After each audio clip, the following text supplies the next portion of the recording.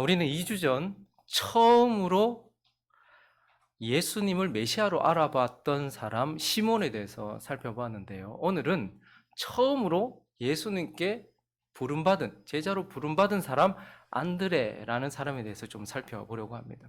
이 안드레라는 이름의 뜻은 남자다움, 사내다움, 용기, 이런 의미인데요. 그는 일단 먼저 어부 출신으로서 항상 성경에는 베드로의 형제 이렇게 소개되는 베드로의 동생입니다. 마태복음 4장 18절을 다시 보시면요. 갈릴리 해변에 다니시다가 두 형제 곧 베드로라 하는 시몬과 그의 형제 안드레, 그의 동생 안드레라고 말하고 그들은 어부였다 이렇게 말합니다. 그러니까 안드레는 어부였고 베드로의 동생이었던 사람입니다. 그리고 또 안드레는 어떤 사람인가 하면 세례 요한의 제자였다가 예수님의 제자가 된 사람, 그가 바로 안드레라는 사람입니다. 요한복음 1장을 가보시면요, 35절에 보시니까 또 그 이튿날 세례 요한이 자기 제자 중 두 사람과 함께 섰다가 예수께서 건의심을 보고 말하되 보라 하나님의 어린 양이로다 이렇게 이야기를 해요. 그리고 나서요, 두 제자가 그의 말을 듣고 예수를 따르거늘. 그러니까 세례 요한을 따르던 제자가 이제는 예수님을 따르는 제자가 되었다라고 말하면서 40절은 이렇게 말하고 있습니다. 요한의 말을 듣고 예수를 따르는 두 사람 중 하나는 시몬 베드로의 형제 누구요? 안드레다. 그러니까 안드레는 세례 요한의 제자였다가 이날부터 예수님을 따르는 예수님의 제자가 되었고, 그리고 이 안드레는요 끝까지 십자가의 길을 걸어가고 주님을 따라가다가 그리스에서 십자가 모양의 이 X자 모양의 십자가에서 순교를 한 순교자였습니다. 그는 러시아에 처음으로 복음을 전해줬다라고 알려져 있고요. 그리스 지역까지 복음을 전하고 있다가 그리스의 아가야 지역에서 복음을 선포했는데 그곳에서 아가야 지역을 통치하던 총독의 아내가 안드레의 복음을 듣고 회심하는 일이 일어났어요. 그러니까 총독이 화가 났던 것이죠. 그래서 안드레를 죽이려고 했는데 안드레는 나를 죽이려거든 내가 사랑하는 그리스도, 헬라어로 그리스도를 시작할 때 X자예요. 그래서 그 X자에다가 나를 달아달라 이렇게 말했어요. 그러니까 총독이 더 열받았겠죠. 그래서 어떻게 하냐면 알겠다. X자 십자가에다가 달았는데 못으로 박지 않았습니다. 왜냐하면 못으로 박으면 빨리 죽으니까. 그래서 꽁꽁 밧줄로 묶었어요. 피를 통하지 않게. 아주 고통스럽게 죽이려고. 전승에 의하면 한 3일 정도 그가 계속 살아있었고 그 위에서 그리스도를 사랑한다고 고백했고 사람들 앞에서 그리스도를 증거하면서 그렇게 한 3일 정도 있다가 십자가에서 순교를 한 사람, 그가 바로 안드레라는 사람입니다. 이제 이런 배경을 가지고 있는 안드레라는 사람을 좀 더 자세히 들여다보면서 그의 인생을 통해서 안드레는 어떤 사람인가?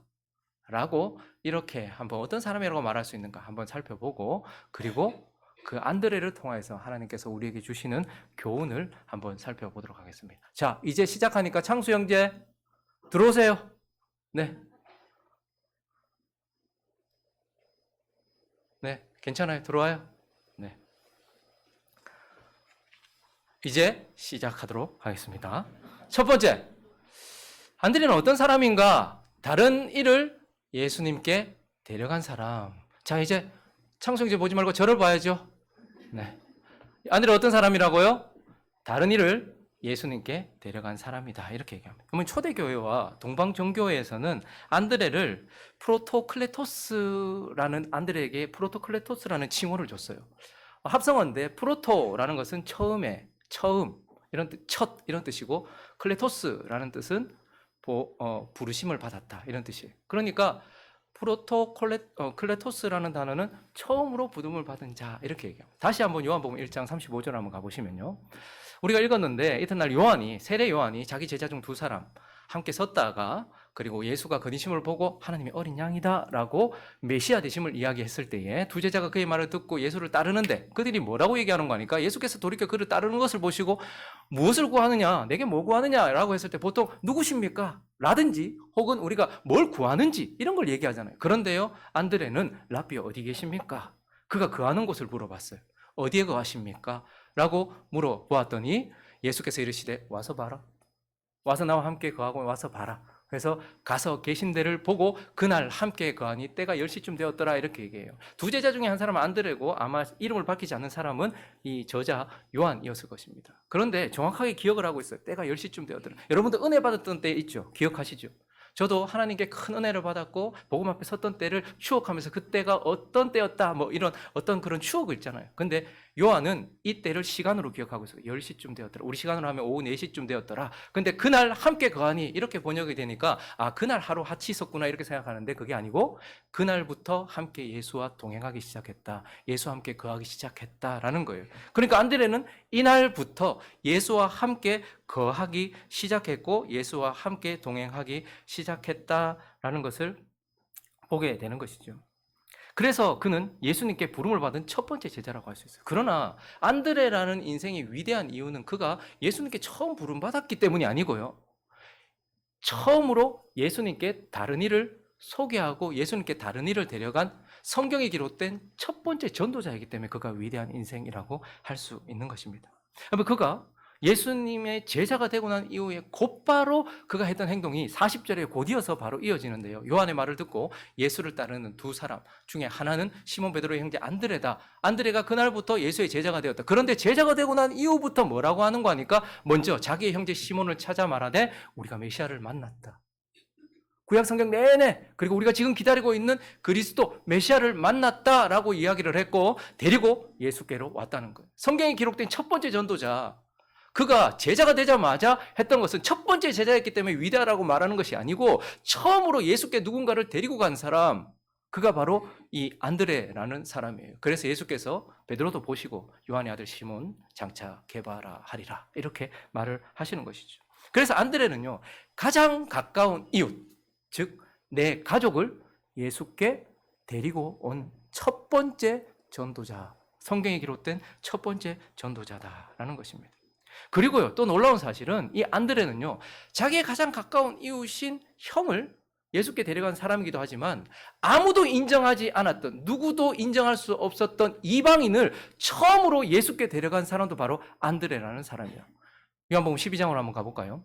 명절이 되었습니다. 6월절입니다. 이때는 흩어졌던 유대인들, 디아스포라 유대인들도 다 여기 좁은 이 이스라엘 예루살렘으로 온단 말이죠. 그런데 예배로 올라온 사람 중에 보니까 디아스포라 유대인도 아니에요. 그냥 헬라인, 진짜 이방인, 말 그대로 이방인 몇이 있는데 그들이 벳세다 사람 빌립에게 가서 청해요. 선생님, 우리 예수 좀 뵙고 싶습니다. 이렇게 얘기했어요. 그런데 그때 빌립이 바로 예수께 데려가지 않고 안드레에게 가서 말해요.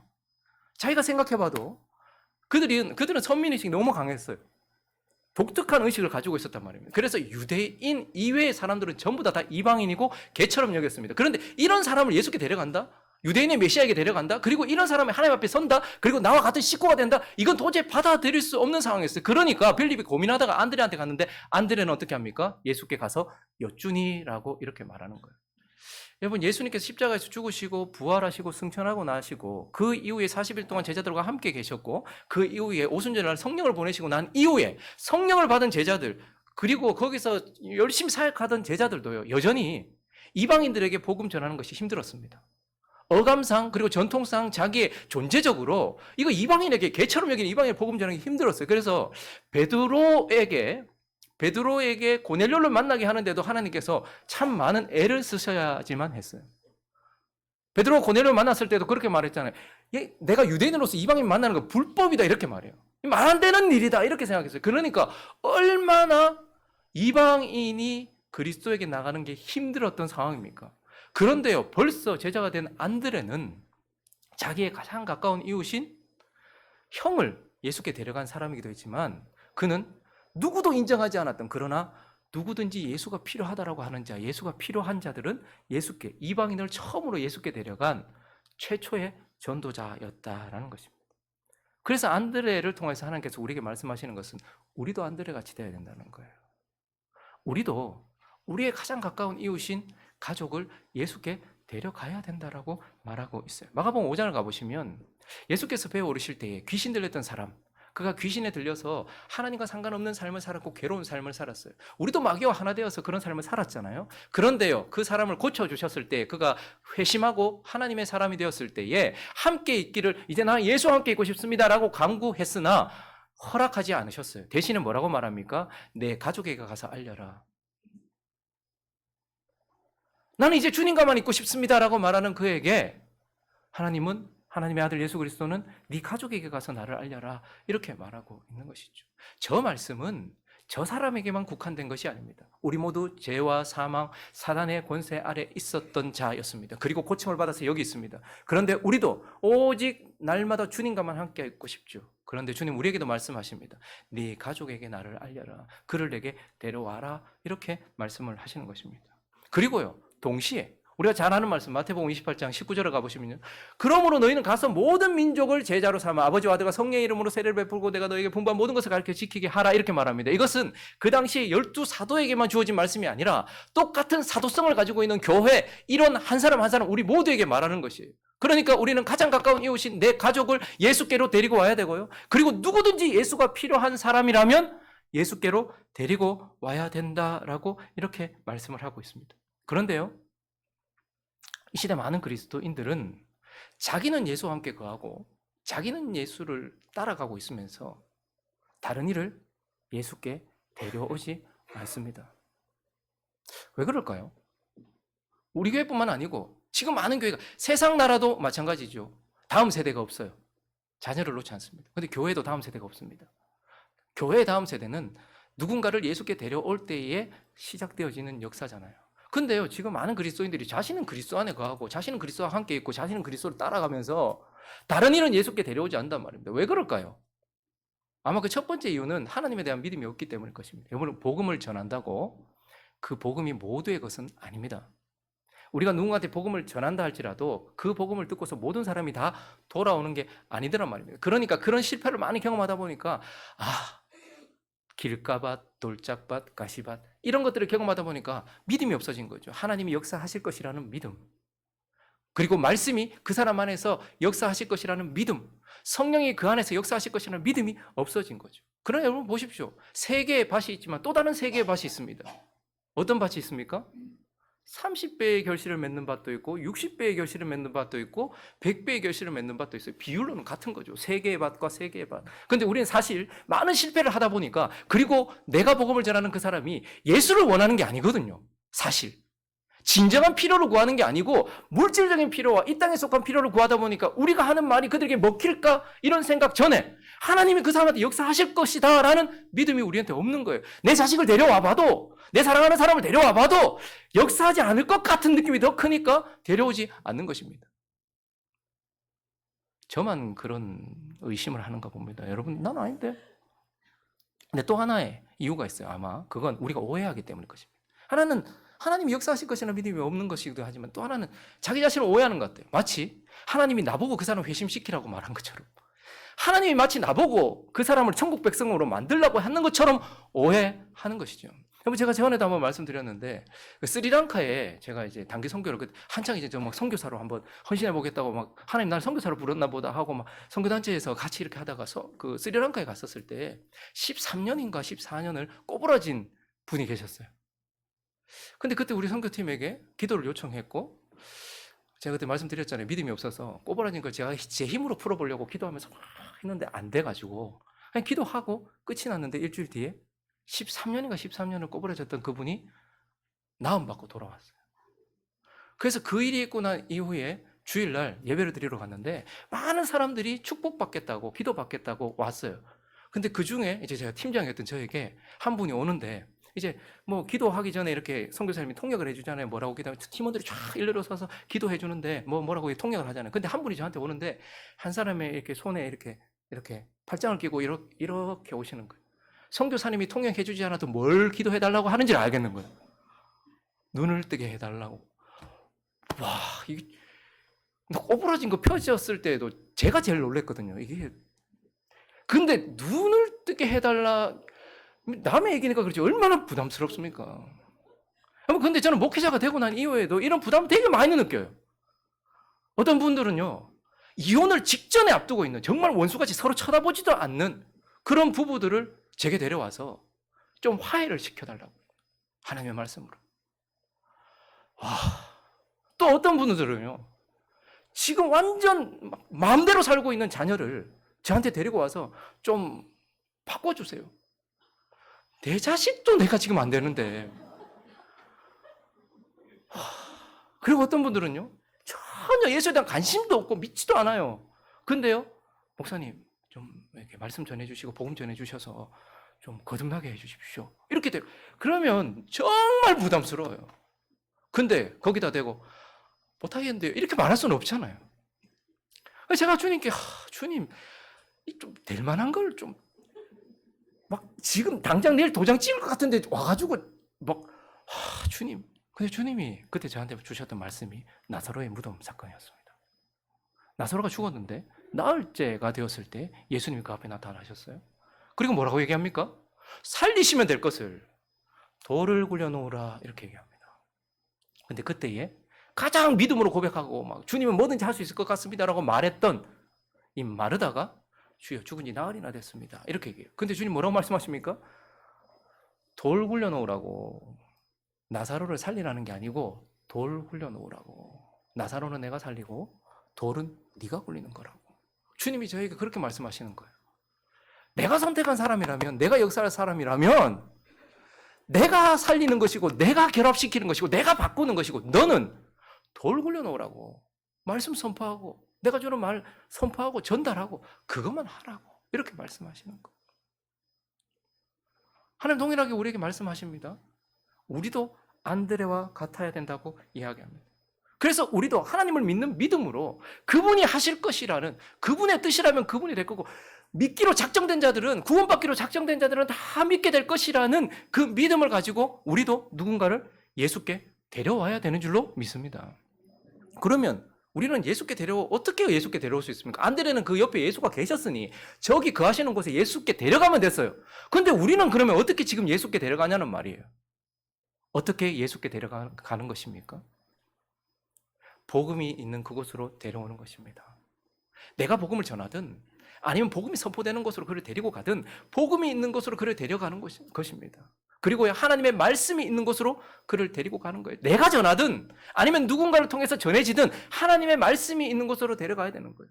그리고요, 성경 내가 읽어주든 아니면 성경 앞으로든 그를 성경 앞으로 데리고 가야 되는 거예요. 말씀 앞으로, 하나님의 말씀 앞으로 데려가야 되는 거예요. 그러면 우리는 대부분 한 번에 사람이 바뀔 것을 기대하고 그것만이 하나님의 역사라고 생각합니다. 그러나 많은 경우 여러분들이 옆에 있는 사람과 평생을 함께 하기로 작정했을 때에도, 그리고 10만 원 넘는 옷 한 벌 살 때에도 몇 번이나 돌아보고 여러분이 그랬던 것처럼 하나님의 말씀 앞에 계속해서 오늘 아니면 다음 주일 수도 있고 10년 뒤일 수도 있는 것 아니겠습니까?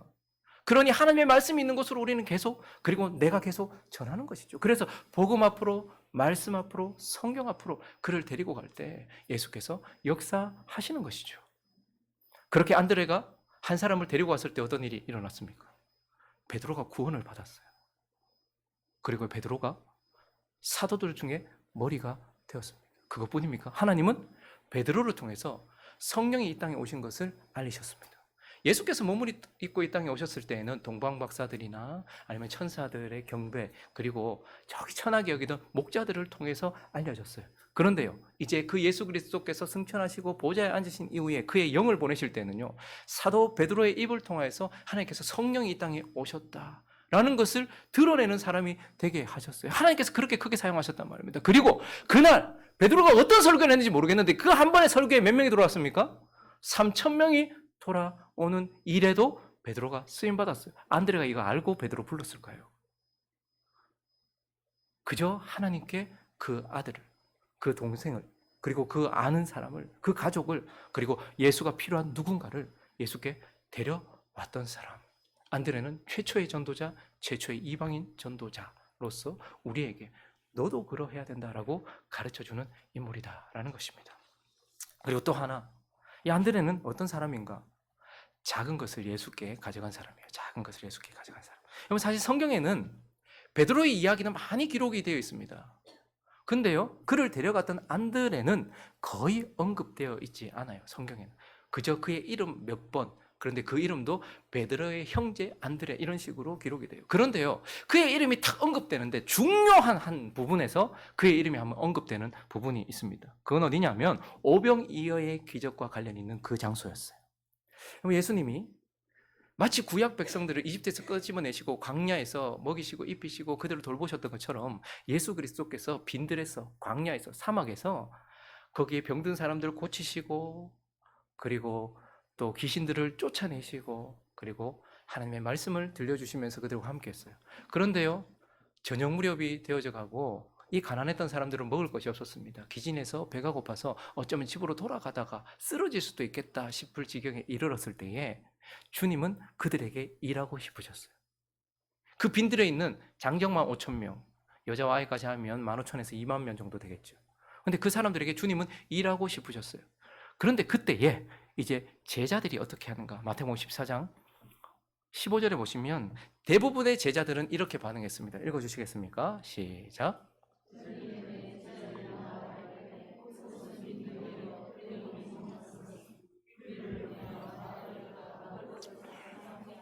가장 손쉬운 방법, 그리고 우리가 번뜩 떠오르는 방법, 보냅시다. 빨리 보냅시다. 조금이라도 늦기 전에 빨리 보냅시다라고 제자들은 말했어요.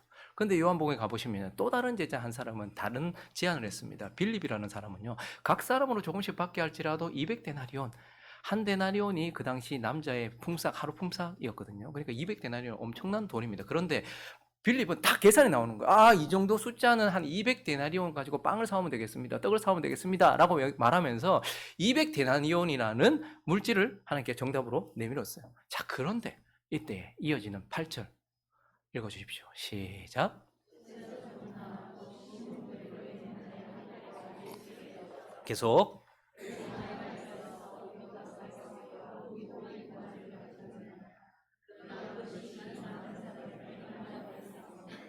그런데 여기서 안드레가 거기 아무도 주목하지 않은 한 아이에게 주목을 했었고, 그리고 어른에게는 턱없이 부족한 양의 작은 도시락을 봤어요. 그러면서 그가 그 마음속에 우리한테 가진 것이 이것이네. 작은 도시락 하나네. 그런데 그가 지금 다시 뭐라고 말합니까? 보니까 물고기 2마리, 보리 5개, 물고기 2마리 있습니다라고 가져가면서도 본인도 뻘쭘한 거예요. 이거 예수님 먹기에도 부족한 양이거든요. 그래서 그가 또 뻘쭘한 마음에, 이 갈등하는 마음으로, 그런데 이것이 이 많은 사람에게 무슨 누구 코에 붙이겠습니까? 이렇게 말하면서 한편으로는 내가 가진 가능성을 정확하게 알고 있었고, 그리고 또 한편으로는 하나님이 일하실 가능성에 대해서 열어놓고서 보면서 아무것도 아닌 작은 것이고 나의 것을 주님이 만약에 쓰신다면 뭔가 일어나지 않겠나 라는 마음으로 주님께 도시락을 가져다 준 사람, 보리떡 5개와 물고기 2마리를 가져다 준 사람, 그가 바로 베드로의 형제 안드레였다라고 얘기하고 있어요. 그런데 이 일로 어떤 일이 일어났습니까? 작은 것, 보잘것없는 것을 주님께 드렸을 때에 주님이 일하고 싶으셨어요. 그 5천 명을 그냥 보내기 싫으셨단 말입니다. 그때 그것 가지고 어떻게 해요? 5천 명이 먹고도 남았다, 이렇게 이야기합니다.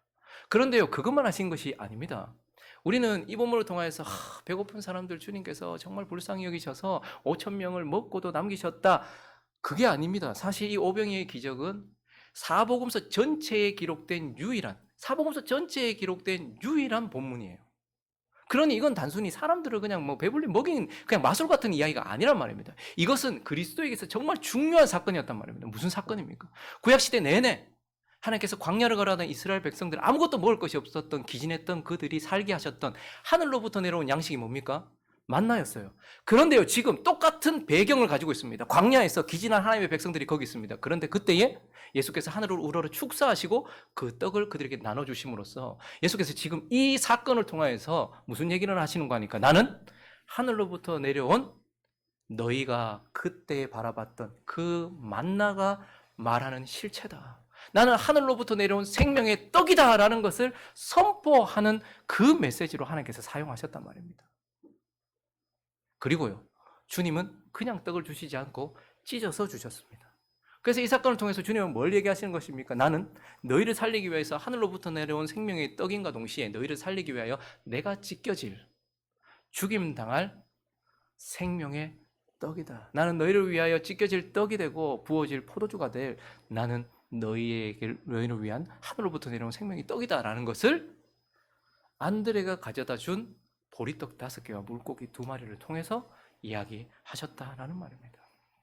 하나님은 우리의 작은 것을 사용하십니다. 하나님은 내가 가진 것을 사용하십니다. 모세에게는 40년 동안 가지고 있었던 권력과 그리고 그 자리와 이 모든 총명함과 젊음, 이 모든 것들을 잃고 난 80세에 아무것도 가진 게 없었어요.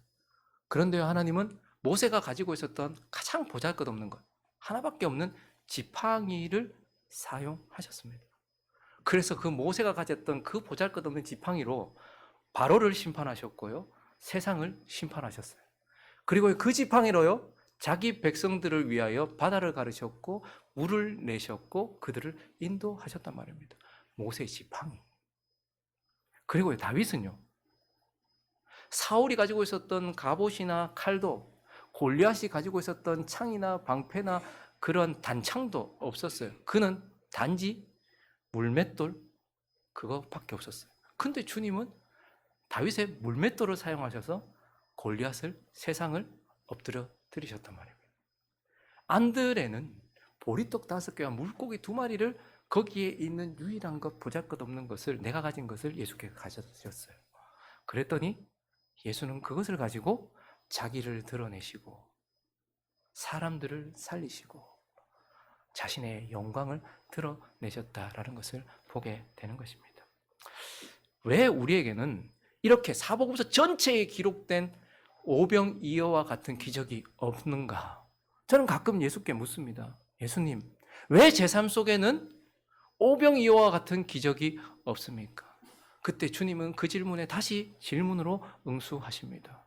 왜 너는 보잘것없고 작은 것이라 하여 내게 내어놓지 않느냐? 행복한 우리 교회를 보면 뭐 그렇게 내세울 만한 것이 별로 없습니다. 목사부터 시작해서 죄송합니다. 뭐 장로님들 같이 갑시다. 장로님들, 죄송합니다. 권사님들, 집사님들, 성도님들, 뭐 내세울 게 뭐가 있겠습니까? 뭐 목사는 막 6년하고 아파가지고 막 설교도 못하지. 늘 막 긴장하고 있지. 성도님들 보면 참 불쌍해요. 요즘에 이제 제가 좀 나은 것 같으니까 이제 저한테 말도 걸고 하시더라고요. 그러니까 아프니까 뭐 교회 문제가 있어도 말도 저한테 못 하시고, 그죠? 뭐 서로 막 이야기하고 끝내고. 근데 요즘 이제 제가 좀 괜찮아진 것 같으니까 이런저런 이야기를 막 하시더라고요. 그래도 잘 가려서 하십시오. 또 옵니다. 농담이고요. 참 보잘것없고 별로 가진 게 없는 것 같고 뭘 일을 하나 한번 해보려고 해도 이게 뭐 좀 많이 부족한 것 같아요. 5,000명의 보리떡 5개는 정말 턱없는 일이지만 주님 우리에게 다시 말씀하십니다. 내가 너에게 뭐 향료 한 옥합을 가지고 오라 했느냐? 아니면 네게 없는 것을 내가 요구하더냐? 그거라도 주님께 드리면 주님이 일하시겠구나라는 것을 우리가 좀 바라볼 수 있었으면 좋겠어요.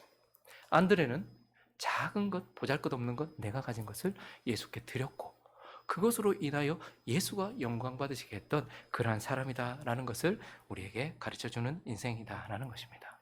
말씀을 정리하겠습니다. 여러분, 에드워드 킴벌이라는 사람을 혹시 아십니까? 에드워드 킴벌. 유명한 사람이 아닙니다. 그렇지만 그 사람은 경건한 그리스도인이고 신실한 주일학교 교사였습니다. 그런데요, 그에게는 항상 신경 쓰이는 사람이 있었는데 늘 이렇게 눈에 띄는 구두수선공이 있었어요. 그냥 아무 소망 없는 눈빛으로 그냥 하루하루 벌어먹으려고 구두를 수선하고 있었던 그 구두수선공이 항상 눈에 띄었고 마음에 걸렸어요.